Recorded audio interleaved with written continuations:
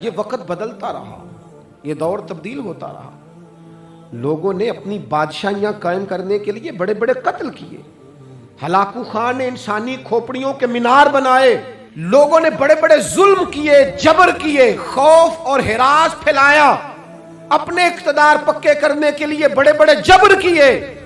پھر کیا ہوا؟ ایسی ایسی بیماریاں لگیں جن کے علاج ہی کوئی نہیں تھے دنیا میں، بھری ہوئی تجوریاں، پیسے باہر گر رہے ہیں، پر ڈاکٹر کہہ رہا ہے تیرا مرض ہی وہ ہے جس کا علاج ہی کوئی نہیں۔ اللہ تبارک و تعالیٰ کے قانون سے جب لوگ ٹکراتے ہیں پھر پاش ہو جاتے ہیں۔ وقت گزرا، ٹائم یزید کا آیا، وقت گزرا تو ٹائم عبید اللہ ابن زیاد کا آیا، ٹائم شمر کا آیا۔ 1450 سال گزرنے کے بعد اس ہزاروں کے مجمع میں سے ایک ایک بچے کو حدیث یاد ہے کہ حسن اور حسین جنتی جوانوں کے سردار ہیں۔ بتاؤ، یزید کو نہیں آتی تھی؟ شمر کو نہیں پتا تھا؟ کلمہ تو پڑھتے تھے نا یہ؟ عبید اللہ ابن زیاد کو نہیں پتا تھا؟ نبی پاک علیہ السلام کے کندھوں پر حسنین رہے، ان سب کو پتا نہیں تھا؟ یہ جانتے نہیں تھے کہ یہ وہ حسنین کریمین ہیں جن کو حضور سنتے تھے، فرماتے تھے یہ میرے پھول ہیں دونوں؟ کیا بات رضا اس چمنستان کرم کی، زہرا ہے کلی جس میں حسن اور حسین پھول۔ آج 1450 سال گزرنے کے بعد امت کو حدیث آتی ہے کہ نبی پاک علیہ السلام نے فرمایا جس نے حسن اور حسین سے پیار کیا اس نے مجھ سے پیار کیا، جس نے ان سے بغض رکھا اس نے مجھ سے بغض رکھا۔ کلمہ پڑھتے تھے، مسلمان کہلاتے تھے۔ 10 محرم کو جمعے کا دن تھا، امام حسین امامہ باندھ کے گھوڑے پر بیٹھ کر خطبہ دینے لگے تو ایک شخص اندر سے بول کے کہنے لگا حسین تقریر لمبی نہ کر، ہمارا جمعہ لیٹ ہو رہا ہے۔ بلے و نمازیوں، سامنے وہ شخصیت کھڑی ہے جس پر ابھی درود پڑھیں گے نماز میں، اللہم صلی علی محمد وعلی، ابھی درود پڑھیں گے حسین ابن علی پر، ابھی شہید کر کے ابھی درود پڑھیں گے، وہ سامنے کھڑے۔ اور امام حسین کا ایک جملہ تاریخ نے یوں لکھا ہے کہ شاید ریت کے ذرے بھی تڑپ گئے۔ امام علی مقام فرمانے لگے مجھے غور سے دیکھو، تمہیں پتہ ہے میں کون ہوں؟ تم جانتے ہو میں کون ہوں؟ نبی پاک نے فرمایا تھا یہ حسن اور حسین میرے بیٹے ہیں کیونکہ میری بیٹی کے بیٹے ہیں۔ تمہیں پتہ ہے میں کون ہوں؟ سامنے امام حسین کھڑے، فرمایا مجھے جانتے ہو؟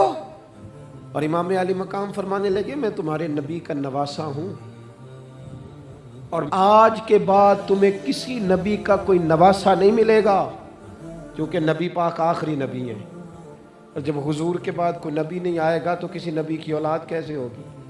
تمہیں آج کے بعد کسی نبی کے نواسے کی زیارت نہیں ملے گی۔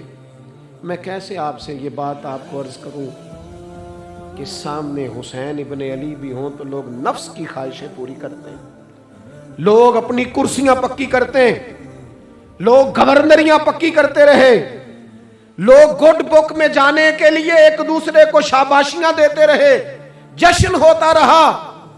سب سے پہلے ایک شخص نے امام حسین کا قافلہ روکا تھا، اس کا نام حور بن یزید تھا، سب سے پہلے اس نے روکا تھا۔ وہ ایک لشکر کا سپہ سالار تھا۔ جب امام حسین رضی اللہ تعالیٰ عنہ نے خطبہ پڑھا نا تو حور یزیدی فوج میں تھا، واپس گیا اور عبید اللہ ابن زیاد سے جا کے کہنے لگا، یا جو بھی وہاں لوگ موجود تھے یزیدی فوج کے، ان سے کہنے لگا تم نے تو کہا تھا کہ صرف راستہ روکنا ہے،